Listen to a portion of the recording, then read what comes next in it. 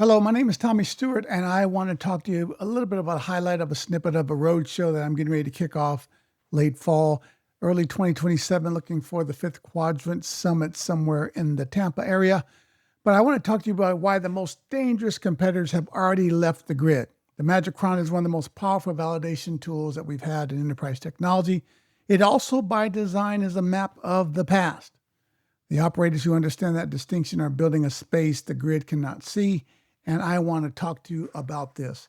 At the end of the day, the Magic Quadrant is a lagging indicator by design. And in what it does exceptionally well, the Magic Quadrant synthesizes thousands of customer references, hundreds of vendor briefings, and years of analyst judgment into a single framework. And it has allowed tremendous value to take place. Several thousand companies have become amazingly successful by driving to this methodology, going through the process, and the influence is real and earned. Mathematically, the reality is that the quadrant only measures execution and vision based on the evidence already exists. Installed base, customer satisfaction, market presence, product completeness, and by the time it achieves leader status over the years, 3 to 5 years, things potentially could have drastically changed. So I want to introduce this concept I've been talking about for the last several months in my newsletter called The Fifth Quadrant around disruptors. Shaping what's next, defining the status quo. These are the first-time entries to a new category who don't care about playing by the rules. They don't set their intentions on playing by the rules, and they begin to do things drastically different.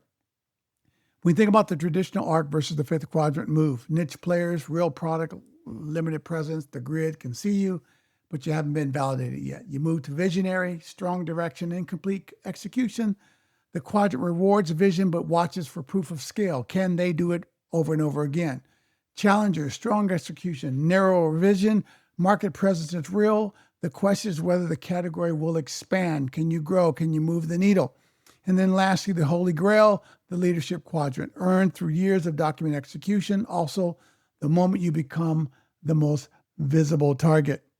But then what I talk about and what I've been preaching for the last several months is about the Fifth Quadrant. And I want to use an example, Sierra CX and Brett Taylor and an amazing team, but they operate outside the grid entirely. They are category rewriters. They're AI native disruptors. They're arguing about the accesses don't really exist for them. And they're unmeasured. They don't have a clear documented vision, but because their methodology was built for a category that they're dismantling, they're writing the category, the description, and the playing field on the fly, which is outstanding. And there are three forces that make the Fifth Quadrant window kind of compelling right now. It's what's actually creating the speed to market and while the rewrite can happen in the reality at enterprise scale. Number one, AI compresses the proof of concept and the proof timeline. There are AI native solutions that I've worked with that can download your Salesforce database, plug in their solution, and have you up and running with an AI native CRM solution in a matter of days, right? The 30-day proof of concept now outcompetes any legacy deployment. They can get things done at scale in 30 days, not weeks, not years, and not these multiple level implementation strategies. So that time has compressed through artificial intelligence. Number two, the category debt is at historical levels. Legacy solutions have just created an abundance of debt. They talk about tech sprawl, the abundance of acquisitions that Salesforce has had, the continual changing methodology of Oracle, the complexity of a ServiceNow integration. Those are all things that require technical debt. AI native solutions are coming in low debt, high speed, high value, and it is becoming an amazing strategic advantage. And then thirdly, the buyer's questions have changed. Sophisticated enterprise buyers are no longer asking which vendor is the safest, which vendor am I going to bet my job on, but they're now asking, is this category going to exist? Is CRM going to exist? Is SaaS going to exist? And these questions cannot be answered by a quadrant that assumes that the category is stable. The Magic Quadrant has basically said this is a stable market and things are going to move from 1 to 2 to 3 to 4. Here is the end game misread. The most common strategic error in enterprise technology is treating the Magic Quadrant as an objective rather than the outcome. Leadership teams build 3-year roadmaps. They built these long, brilliant strategies they get from some of my peers, the great folks in the industry, strategic playbooks, and they're just quite frankly, they're outdated. Achieving leadership status in expiring category is not a competitive advantage anymore. It's the most prominent position in which you're going to be replaced. The people that I'm talking to are looking at the incumbents, find their Achilles heel, and they're attacking them. I remember being at Siebel Systems, and we're at the San Diego Convention Center, and the Salesforce team and the marketing groups were out handing out no CRM buttons across the street where the trolleys were. And it was really fun. It was tense and it was exciting. But Mark Benioff had a theory at the time. He's going to change the category. No more perpetual license. It's going to be a software as a service, consume, then you pay, no long-term agreements. That's changed quite a bit now, but it was amazing. They were fast. They were new to the market, and the market rewarded them some months later. And they are the CRM incumbent, but that's drastically changing now as people are rewriting that category as we speak. So what the fifth quadrant operator actually looks like. First and foremost, they do not benchmark against existing leaders. They're not trying to be the best player in the leaders quadrant. They're trying to create a new market around buyers' unmet needs. And this is really important because when I sit down and do market attack playbooks, or we look at opportunities where we're going to refine your marketing strategy and kind of how we're going to be positioned in the marketplace, we're not looking at refining what's going on currently in the marketplace. We're looking at buyers' unmet needs. Number two, they move before the buying process exists. Think about outcome-based consumption pricing. And what Sierra CX and Brett Taylor and an amazing team did. They basically said, our CX solution is so good, our agents are so good that you don't pay until they solve the problem. Now, there's no language for that in the existing renewal contracts. There's no formal agreements that have been built that way.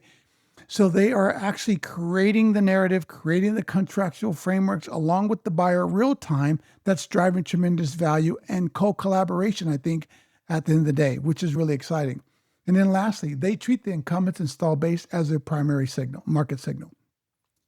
Now you can go do a ton of research on good, bad, happy, sad customers around the major top players.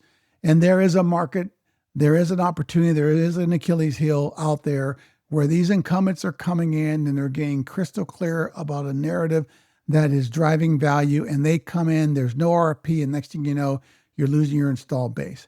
Because the buyer hasn't even named his problem yet, and they're coming up with these great solutions to drive value, which is really exciting.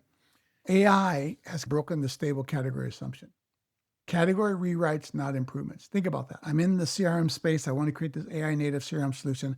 I'm not trying to optimize the CRM process, optimize how MEDDIC flows through your sales methodology and through your objects. I'm trying to rewrite how salespeople engage with customers, get insight, navigate through a process or even a conversation using tools that allows me to record the conversations real time, spit out RFPs, spit out information in real time. People are rewriting the category, and this what makes this exciting. Some people are, as I think about the CRM space, AI native revenue orchestration platforms are not trying to be a better CRM. They are arguing that CRM itself is the wrong answer. And this is really exciting. Go out and take a look at companies like Oracell AI and Jason and Srinivas, brilliant leaders that are doing an amazing job.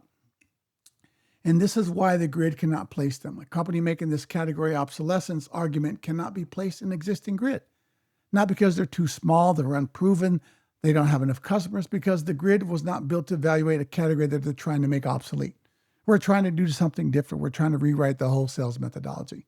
And so strategic questions, there are 4 that you should be asking today of every market participant that's trying to navigate this crazy, exciting, transformative time frame. Number 1, the category rewrite readiness. If the category, your quadrant placement validates it is being rewritten or it needs to be rewritten, it's going to be rewritten in the next 3 years, what would the next axis measure? What would your category that you're competing in right now, that if it were rewritten, what would that might look like? You need to be having those conversations with your technical team, with your field team, with your marketing team. You need to be thinking out of the box on a regular basis. Number 2, entry point exposure. Where is your install base at? Your competitors? Where are the gaps between the quadrant validated capability and actual product experience? We see these logos on these slides, but in reality, when you dig underneath the covers, a lot of these implementations have a lot of flaws and a lot of challenges. Your Fifth quadrant players are attacking those areas that you're not talking about in public, but you know in private. And so I would do an assessment around that. We actually do that. We actually come in and we poke holes in your infrastructure and your install base, and we give you this confidential report, which you can go out and do a self-assessment, which is great. The pre-process for commercial capability, right? Does your commercial organization know how to have conversations that precedes the buying process? I'm sure that Sierra CX organization, when they talked about outcome-based pricing, they did all the heavy lifting. They did all the homework so that when they went to the buyer, they went to the customer, felt like this not only was a great way to contractually organize the future of their CX platform, but it was a way to monetize value early on without the risk and to do it in a way and pay a fair price. So this is really exciting, a part of the process that we're seeing now in front of customers. And then lastly, the roadmap orientation. Is your 3-year roadmap designed to strengthen your quadrant position, or is it designed to move you into a place of oblivion? My suggestion is you stop paying for long-term strategic roadmaps. You can have a vision, you can have an annual retreat. I wouldn't pay the multi-million-dollar Big Five booklet anymore because it's actually changing. I literally know of 3 small fifth quadrant players that are going at their incumbents right now that will basically disrupt their business between now and the first of the year. And it's absolutely exciting. And so lastly, I want to say this because I have lived and breathed and survived and built organizations and companies around the power of the Magic Quadrant.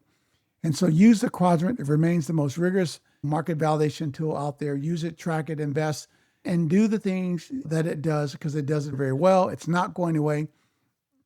And it does have relevance and a great deal of value in the marketplace. But don't make the mistake and have that be your whole map. It is not the end game. There are players who are absolutely driving and configuring solutions that don't fit in any box. And that's the biggest competitor that's out there that you don't see. Hey, I'm excited about the tour. I'm excited about giving you a little bit of snippet of what this is. We go into a lot more details on how we uncouple this stuff. We'll do a couple exercises in the keynote so that you'll have some things to walk away with your organization. But I appreciate you. And remember, motivation fades and calibration persists. Take care.